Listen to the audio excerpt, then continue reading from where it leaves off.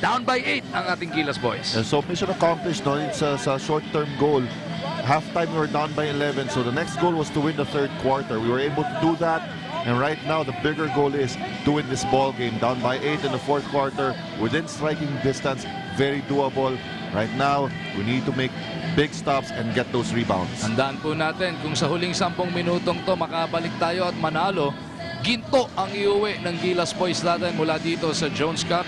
Kung hindi naman papala rin, aabangan pa natin magiging resulta ng huling laro mamaya, which features Korea kontra dito sa mga host natin na Chinese Taipei, yung Team A nila. Oo, tama. Kaya nga medyo marami na yung tao dito sa venue anticipating the match of the home team.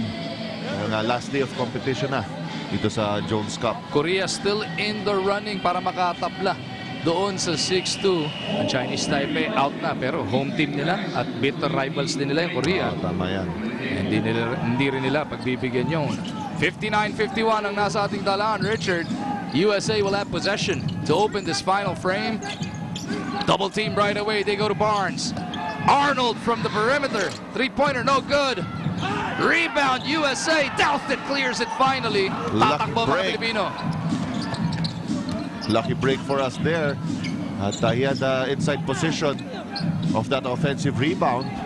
Tenorio came on strong late in the third quarter. Can he continue here? Pull-up jumper. Yes! 18-footer, it's good! Ito na, unti-unti na tayo lumalapit dito. Two-possession ball game lamang. 6 na lamang, 11 na para dito kay LA Tenorio. Here comes the USA. Good chance of defense. Tenorio, Fonacier takes it away. Tenorio with a slap. Tenorio nagantay muna ng rest back. Will pull up for a three. Oh! Big three by LA! LA Tenorio carrying the Philippines on his shoulders right now. Baba sa tatlo ang abante ng Estados Unidos. And right now, USA confused on how to defend that single high screen.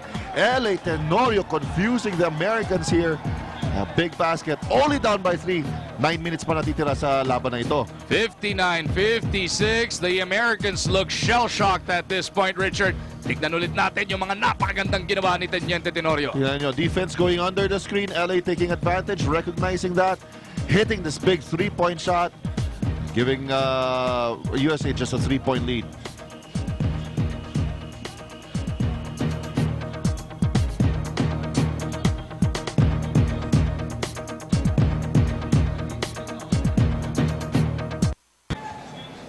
LA Tenorio with the last 7 Philippine points, bridging the third and fourth quarters, cutting this USA lead to just 3 points. Ibang klase pinakikitang puso dito ni Luis Alfred Tenorio. And finally, we had a hot start. First time in this game. In all the quarters, medyo malamya yung start natin. And right now, USA feeling the pressure. And it's harder to shoot once you're pressured. At yun ang binigay natin ngayon dito sa USA. Well, let's see how they will react. Fonacier gives up the foul on a driving Wayne Arnold. Justice kayong tatanggap ng bola. Tenorio bantay niya. James Justice pulls up for a three. No, Douthit with a rebound. LA na naman ang didiskarte para dito sa Gilas. Pasa niya natapik. Fonacier picks it up. Larry to the corner. Gabe for three. Yes!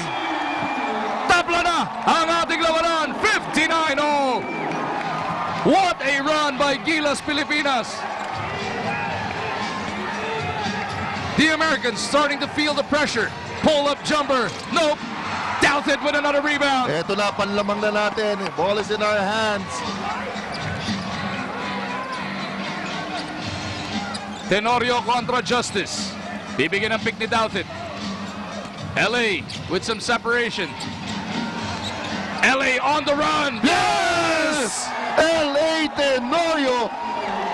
Smallest guy on the floor for Team Philippines, but showing the biggest heart so far. Justice gustong bumawi. Bumps into Douthit. Justice crashes to the floor. Second team foul yan ng Pilipinas. Dito sa fourth and final quarter as we take another look at that Tenorio move on the run. What a performance here by LA. Philippines giving USA headaches on that single high screen. 61-59. Gilas looking for a stop.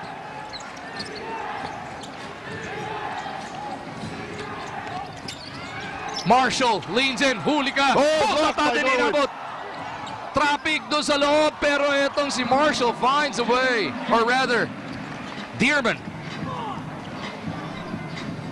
We're hoping to say LA has enough gas in his tank to finish this game. Douthit asking for that leather. Norwood to Douthit on the roll. Marcus is fouled. Great read right now. Team Pilipinas just going to the pick and roll offense.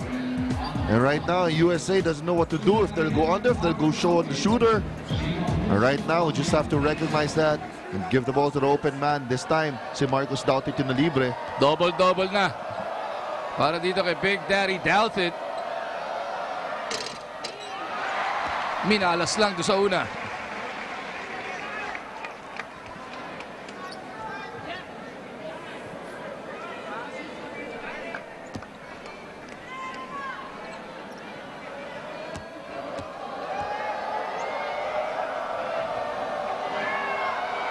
Ayun, dinasalan ko na yung pangalawang free throw na yon.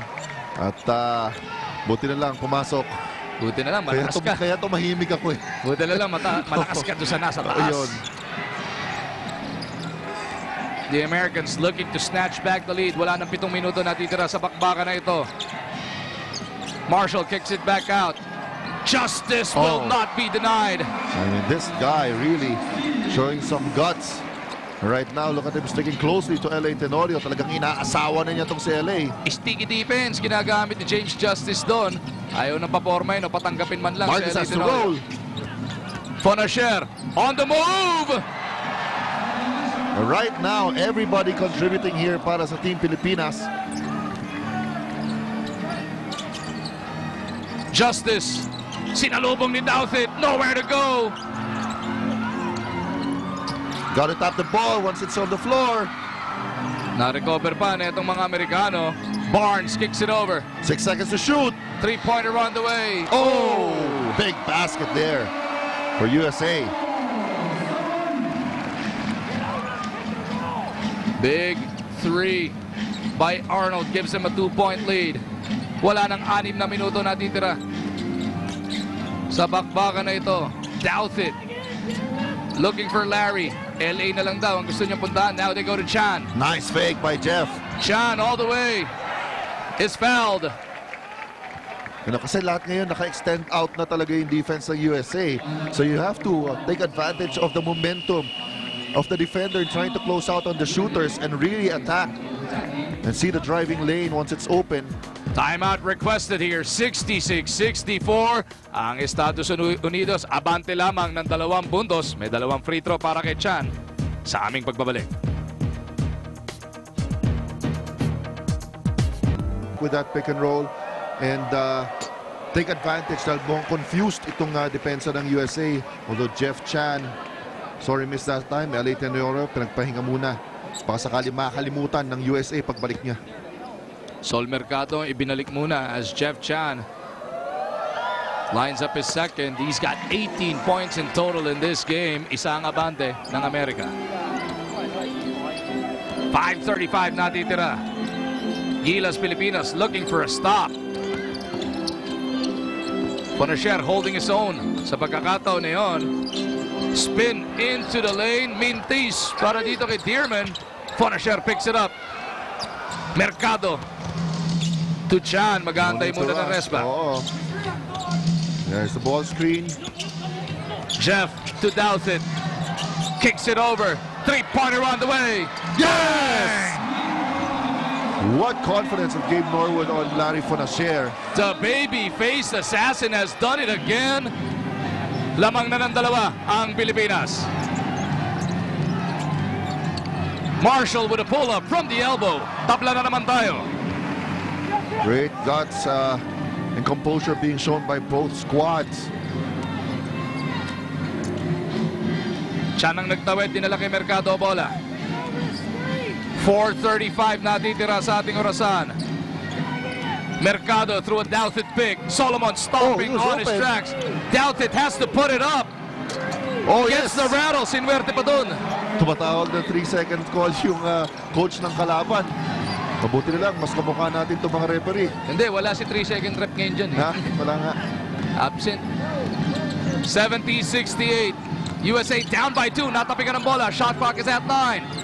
Justice looking to dance with Mercado. Solomon sticking They with gotta him. get steady and contain your man. 3 more seconds of defense. Pull-up jumper. No Gotta get on this the bailout. rebound. Running out of space. Gilas Pilipinas will have possession. Good break there for Team Pilipinas. 3:53 natitira sa larong ito. Gilas Pilipinas looking to slap on a bigger lead than 2. Norwood, si Douthit mukhang pagod na, nakahawak na sa kanyang tuhod. We'll go pick and roll. Norwood with a pull-up. No go, no rebounders that time. Sprint back. Kasi nga, sabi mo nga, medyo nakakaramdam na ng pagod si Marcus Douthit. Look Hindi at na him siya battle. nag-roll towards the basket. Look at him battle underneath. Kiskisan sa pwestuhan. Now they go to Dearman. Pagod na nga si Marcus dito. Pagod na siya. Naatrasan na siya doon and wasn't able to put a hand up to challenge that shot. But you can't put him out of the game right now with 3 minutes left. Si Douthit ngayon palang tatawid ng half-court line.